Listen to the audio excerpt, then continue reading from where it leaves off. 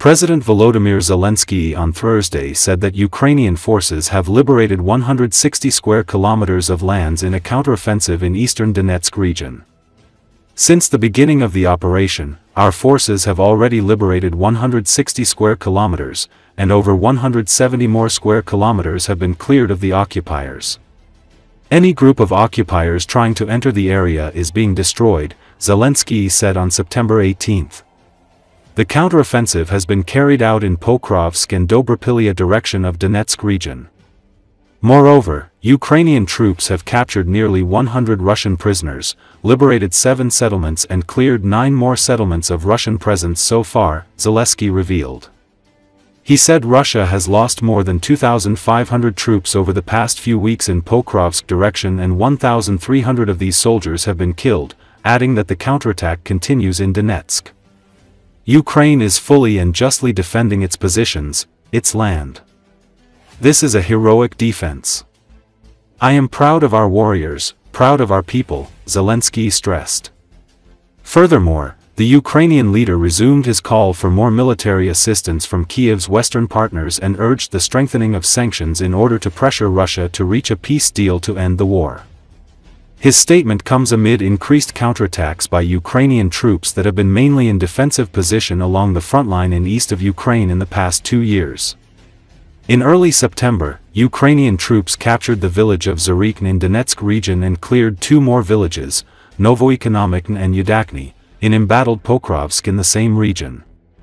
Zelensky this week warned that Russia was preparing for 2 major counteroffensive operations for the autumn.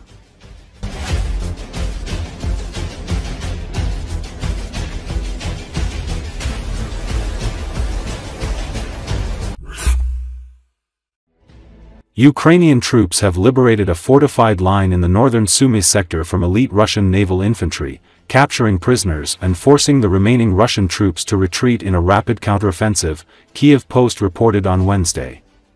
Forces from Ukraine's 225th Assault Regiment launched a coordinated attack from Kindrativka and Andrivka villages, using artillery, mortars, drones, and mechanized infantry to break through Russian defenses held by the 810th Naval Infantry Brigade. Videos released by both the regiment and Ukraine's General Staff confirmed the assault. A special assault group, Storm Group Morok, led the offensive and captured the villages of Novokonstantinkivka and Konstantinivka on Sunday and Monday, pushing reconnaissance patrols to the Russian border north of Konstantinivka. However, Russian Defense Ministry claimed on Wednesday that it had defeated 2 Ukrainian mechanized brigades and 1 assault infantry brigade in the Sumy Andrivka area, a statement Kiev Post could not verify, even from pro-Russian military bloggers. Russian state-run media outlet RIA Novosti reported that Ukraine's 225th Brigade was involved in the attack but claimed the assault had been completely repelled. However, no evidence was provided to support this assertion. Drone footage shared by the 225th Regiment and geolocated to the Sumy region contradicted the Russian narrative, showing Russian troops fleeing through the woods under mortar fire and attempting to swim across a river while under drone attack. According to the regiment, the fleeing troops were Russian Marines. Ukrainian social media accounts linked to the units celebrated the success, highlighting the capture of Russian positions and prisoners, while reporting few Ukrainian losses. Deep State confirmed on Wednesday that Russian troops remained in both Andrivka and Konstantinivka, but Ukrainian forces controlled the surrounding open ground and were threatening to isolate Russian positions. Ukraine's General F on Wednesday confirmed gains in northern Sumy sector and ongoing combat in the area. The General Staff also released an interview with a captured Russian Marine from the 810th Brigade, who said that his unit had suffered 80% casualties from sustained drone and artillery attacks before surrendering when Ukrainian forces overran their position. Earlier this year, Russia launched a major offensive into northern Sumy. The Sumy counterattack comes amid a larger and more decisive Ukrainian success in the eastern Pokrovsk sector.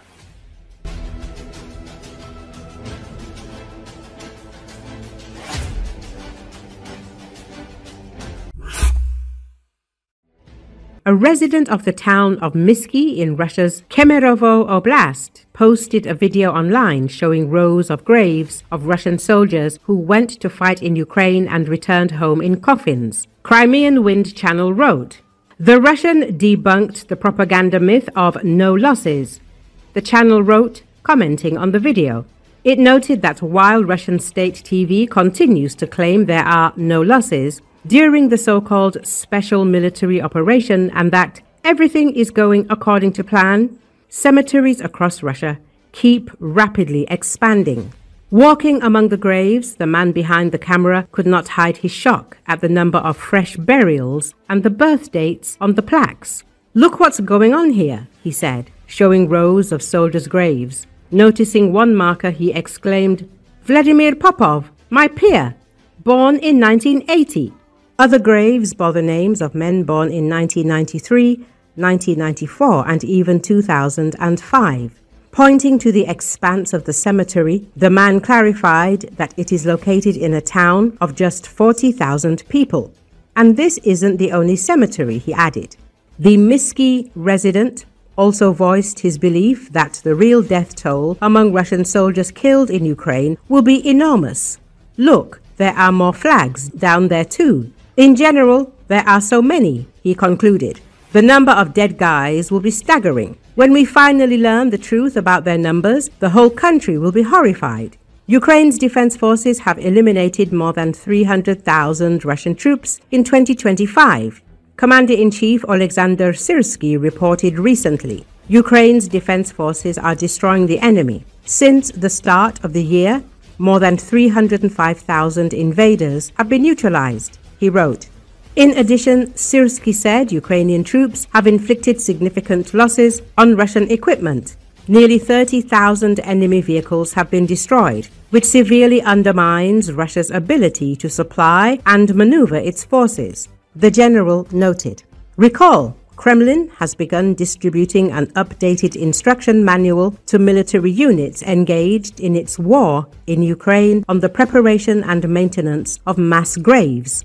The 20-page textbook, titled Civil Defense, Urgent Burials of Corpses in Wartime, was produced by Russia's Ministry of Emergency Services and is an updated version of one issued a few months prior to the February 2022 full-scale invasion.